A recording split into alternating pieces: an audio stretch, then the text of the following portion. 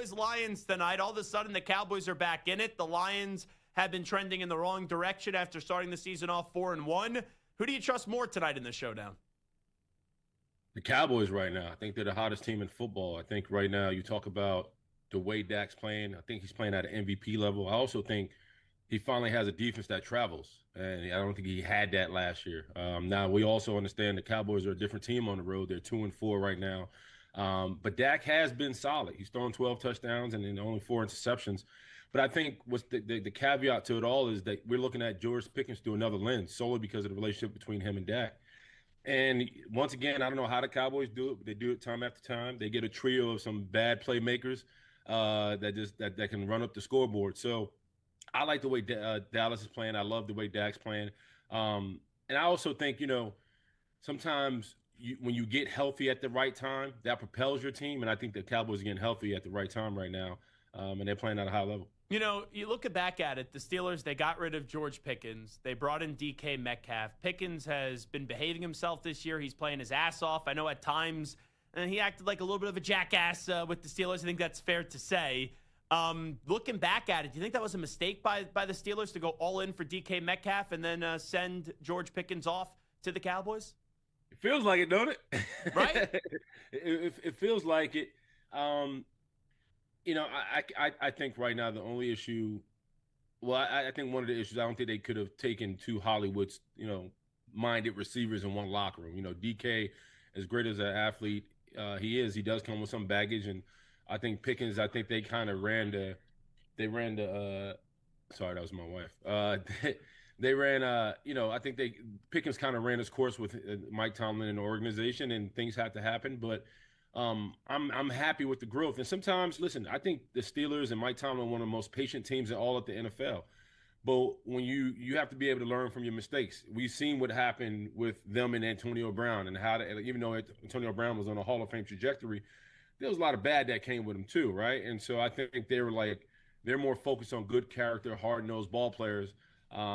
And sometimes you just got to cut your losses and move on. I think that's what Steelers did. Well, patience is wearing thin in Pittsburgh. Big Ben is talking about a divorce with the Steelers and Mike Tomlin. James Harrison referred to Mike Tomlin as not a great coach. How do you react to what some of your former teammates have said?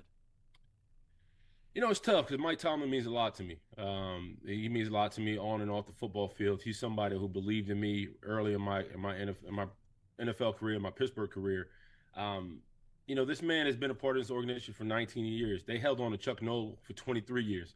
You're going to have ups and downs. And I think the Steelers are stuck in between stability and being stagnant. And it's tough, right? But I also try to remind a lot of people that, listen, there's a lot of other teams who had turnover with coaches, and they're still looking for the next guy, right? And they're still looking for the next quarterback, and they're still kind of trying to figure out who they are and what they want to be at as an organization. The Steelers right now realize that they can't continue in this mode as far as just constantly cracking the playoffs and just kind of being a one-and-done team.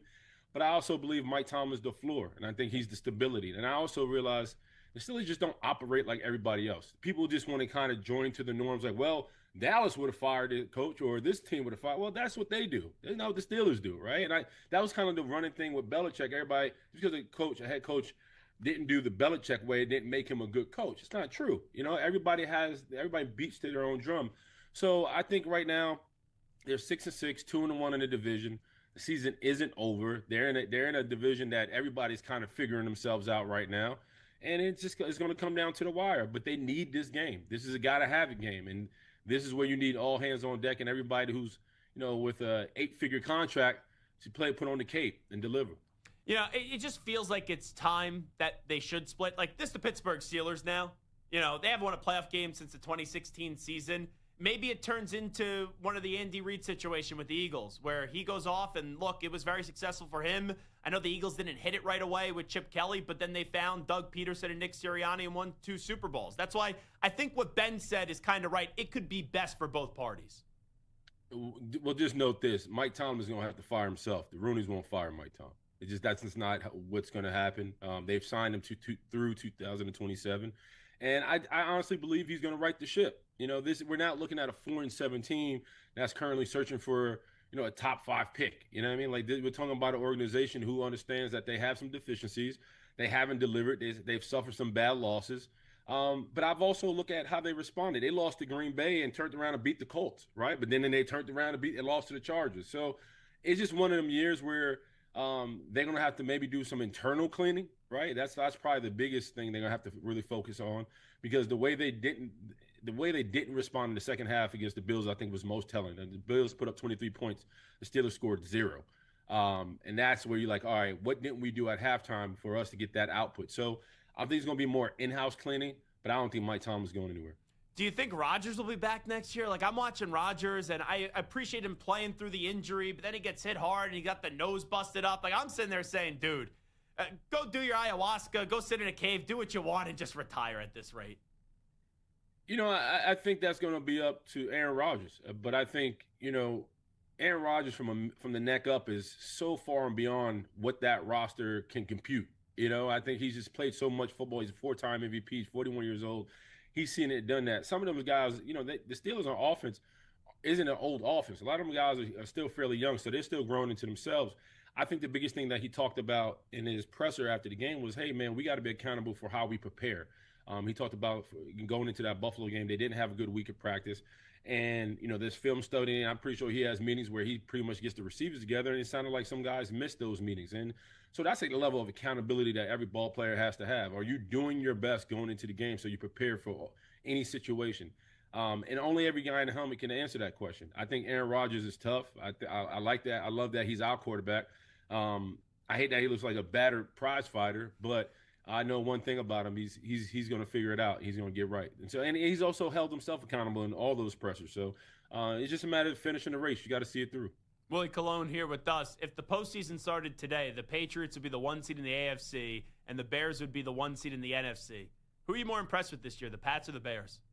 Probably the Pats, because you're talking about Drake May in year 2, Mike Vrabel, jumping back on ship, and I think he has this team ahead of schedule. You're talking about their defense. They don't have a lot of big name guys on that defense. So outside of Christian Gonzalez, Harold Landry's playing at a top level. But overall, together they matched the identity of how Mike Vrabel played. He was gritty, he was tough, he was disciplined, but he also had, he's a two-way player at that. And so when you watch this team, they seem like they're always prepared, they're always ready for the fight. And in reference to Drake May, I think the fact that we're looking at him as an MVP right now and a serious candidate for MVP just speaks to how the operation is being ran in New England. And I'm not surprised. I played against Mike Vrabel.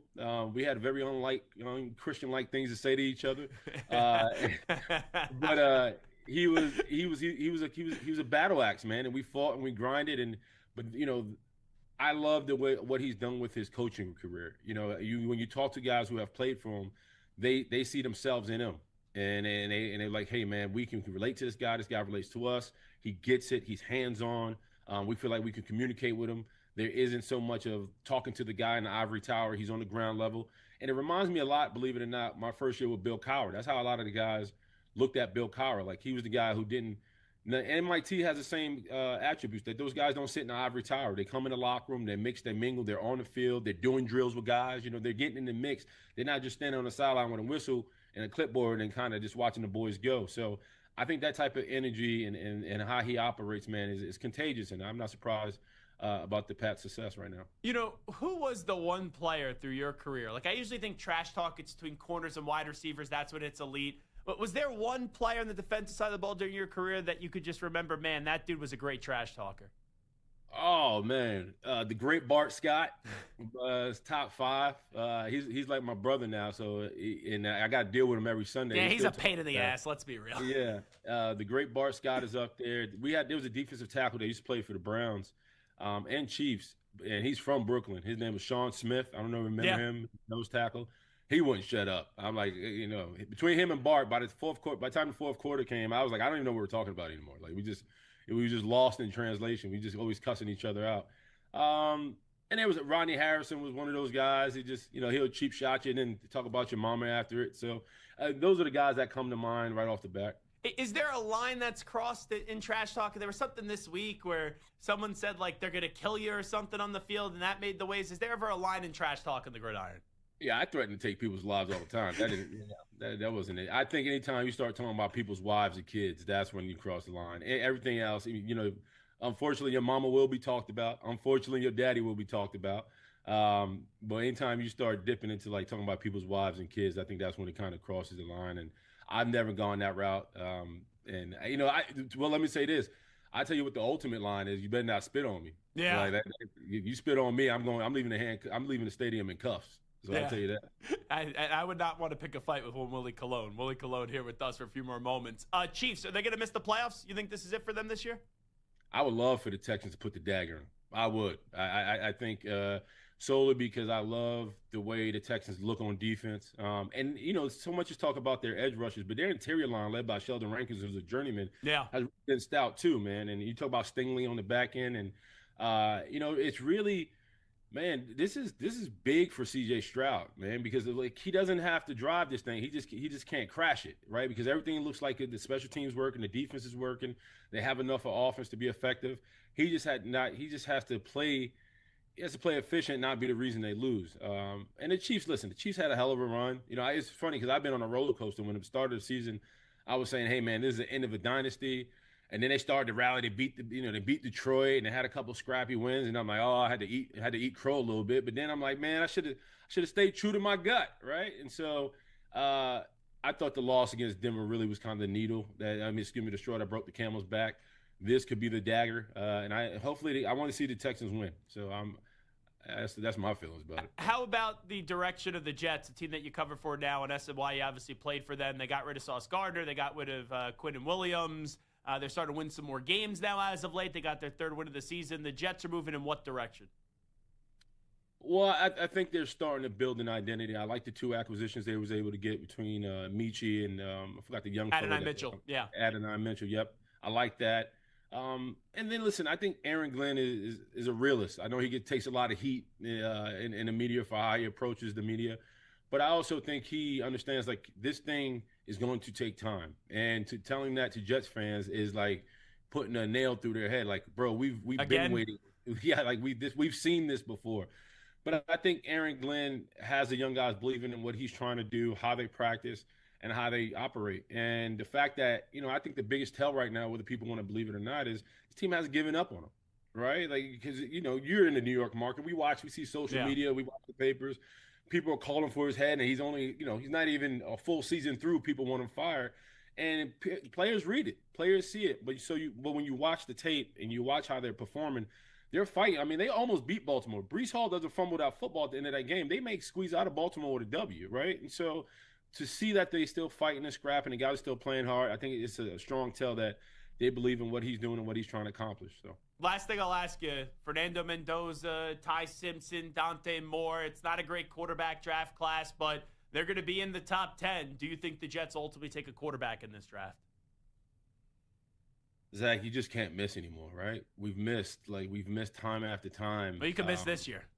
You damn sure can miss this year. But I also think if I wouldn't draft a quarterback, I think you go either get another prize defensive weapon or you go get the kid from Ohio State, Jeremiah Smith. You know, I just feel like at this point you start building the team up. If you got to go get another bridge quarterback that can carry you for another 1 or 2 years until you see the guy and know the guy, like, no, this is him, there's no doubt about it, I think you hold off. Now, the question is, you know, who that is. Do you bring Tyrod back? Is it a situation you make a pull for Kyler Murray? Do you stand on the desk and, like, you know, sell your soul, try to get Mac Jones out of San Francisco? Like, there's some options there, but I think you start building this roster up to the point where, like, if you do go get a rookie quarterback, he can float solely because of the talent around him. He's Willie Colon. Willie, appreciate the time as always. Thanks so much, my man. Always, brother. Thank you for the time.